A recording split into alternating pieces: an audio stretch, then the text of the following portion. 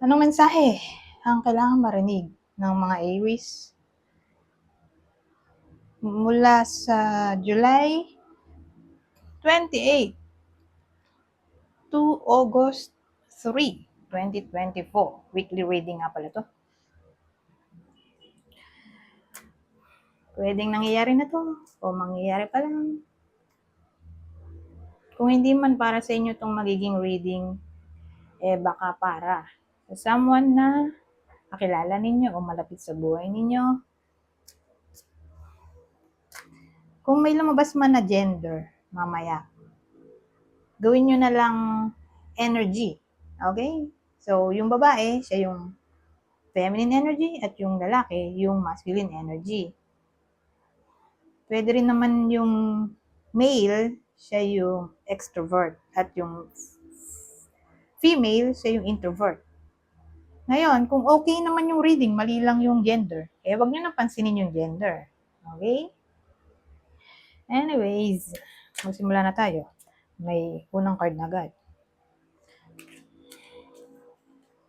Anong kailangan nyo marinig o malaman sa linggong ito? So again, July 28 to August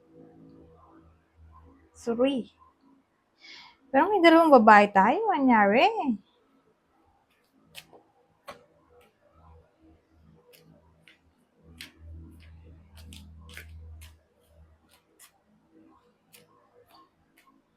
Oh.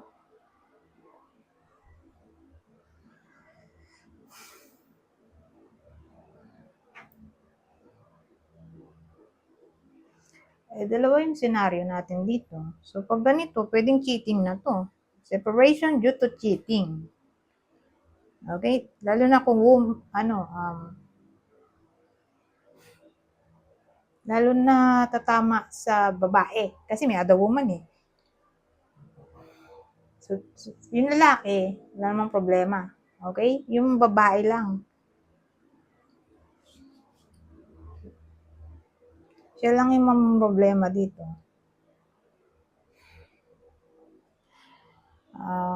Kung heterosexual yun. Heterosexual connection. Babae yung mamang problema kasi may other woman. So, maghihiwalay sila. Tinanggap kasi Tinanggap yung opportunity ito.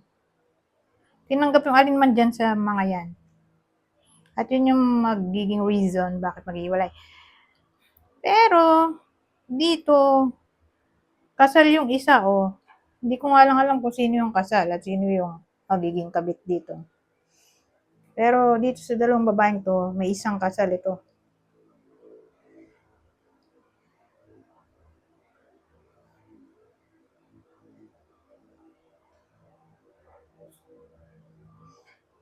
Yan yun, kasal pero walang anak. Sabagay, may ganun ngang nangyayari, di ba? Kakakasal pa lang, hiwalay agad. OMG. Wala pang anak. Tapos, naghiwalay agad.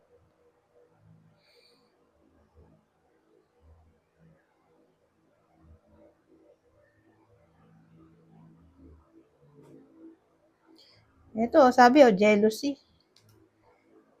So, itong babaeng to, magsiselos dito. Pwede rin naman ganun. Sa sobrang pagsiselos ng isa sa kanila, yun yung magiging reason kung bakit sila maghiwalay.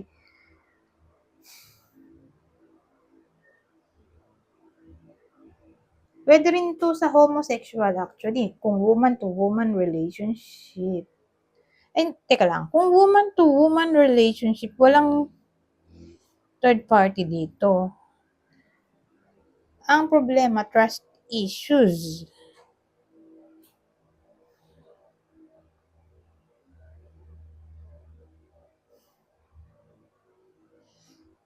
Ano to?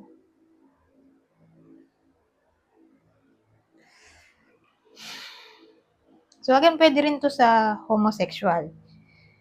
Pero woman-to-woman relationship.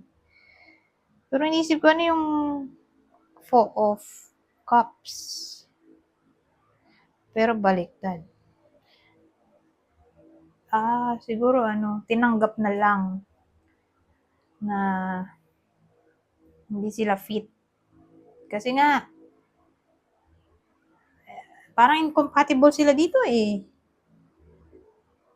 Ganon. Siguro lagi sila nag-aaway. Pero wala namang third party.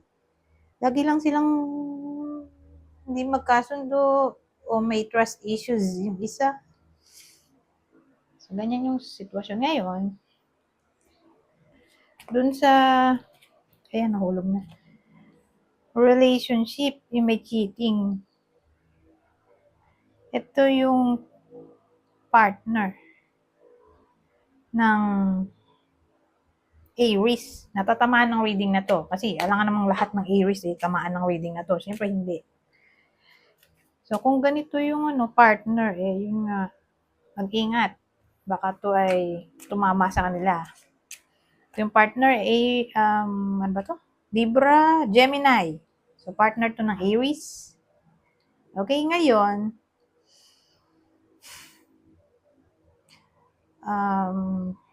kung woman to woman relationship, sino naman yung partner dito natatamaan ng reading na to? Partner ng Aries, Pisces, Leo. Ngayon, pupunta tayo dito. Ano pa ang masasabi nito?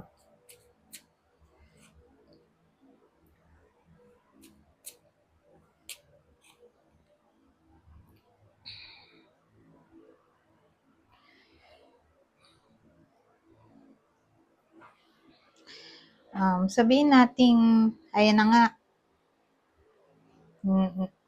nag-away dito. Regardless kung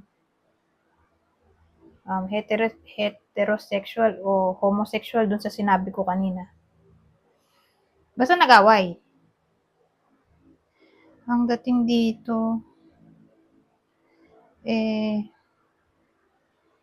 baka mag heart-to-heart conversation sila eh.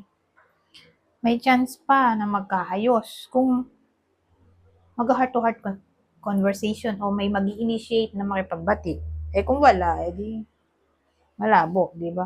Pero tingin ko may mag-initiate. At may someone na mag-open up ng kanyang feelings. So again, tingin ko may confession na maaring mangyari. O baka may mag-sorry. Pwede rin. Pero tingin ko nga maayos pa ang problema. Kung yun nga, maghiwalay man. For some reason.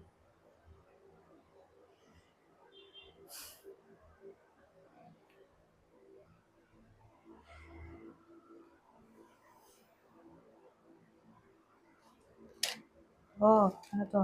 Ngayon, may babae naman. Tayo.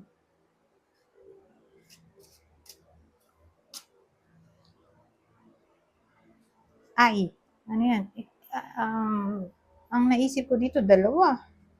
Positive at negative. Pero dun muna tayo sa negative, syempre. Ihuli natin yung positive. Sa negative, mag-ingat yung babae. Okay? Dahil may babae tayo. Sa someone na hindi nila lubos akalain na enemy pala, para siyang fake friend. Okay?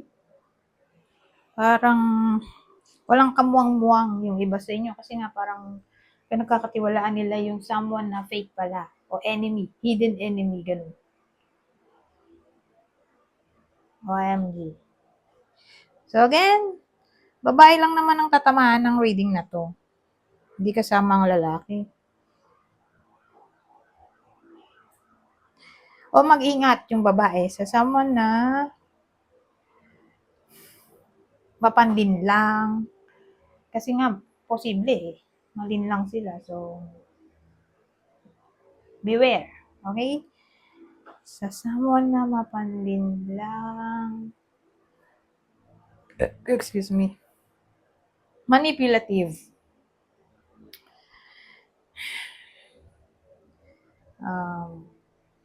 Mapapansin nyo naman yun eh, kapag yung someone medyo clever. Sabihin natin bolero, pwede rin, di ba? Magaling siya sa words. So, bolera, kasi baka mahikayat yung iba sa inyo. Mahikayat na gumawa ng masama o yun nga, baka malinlang. Dun sa negative yun. Pero kung positive, sabihin natin walang work yung iba. Kung di man to person nyo o kayo mismo, baka someone na malapit sa inyo, anak, kaibigan, kapatid, etc. Kung wala silang work, sabihin natin mag-a-apply sila, di matatanggap. O baka maisipan ng babaeng to na maging self-employed. Pwede rin. Pero kung employed na siya,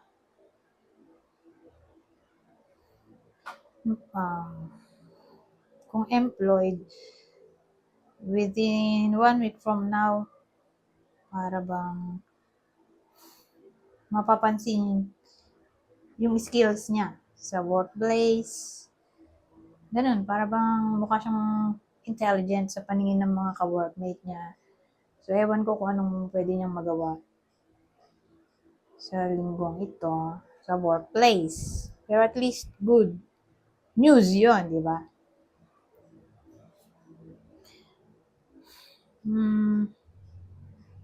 Ano pa ba? Magiging somewhat skilled kasi siya dito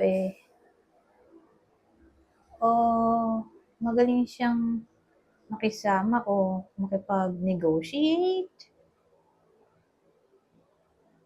So, magaling siya sa work niya. So, ganon. Anyways, dito tayo sa huli.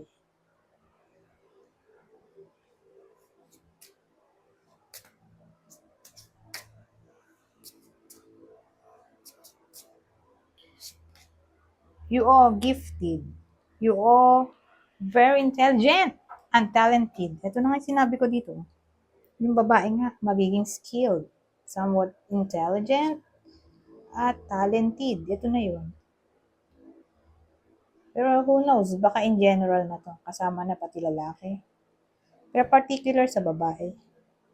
Kasi mulit lang sinabi ko, ito rin yun.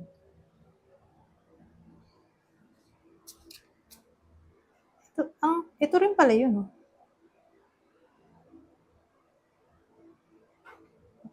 Magkamukha sila. May iba lang itsura ng mata nito.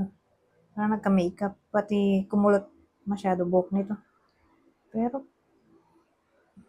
parang isa lang. Share. When you share, everyone feels happy. So, in-advise na maging generous sa linggong ito. Parang sasaya kayo kapag nag-share ng kung anong meron kayo. Ganun eh. Anyways, hanggang dito na lang. Goodbye. For now.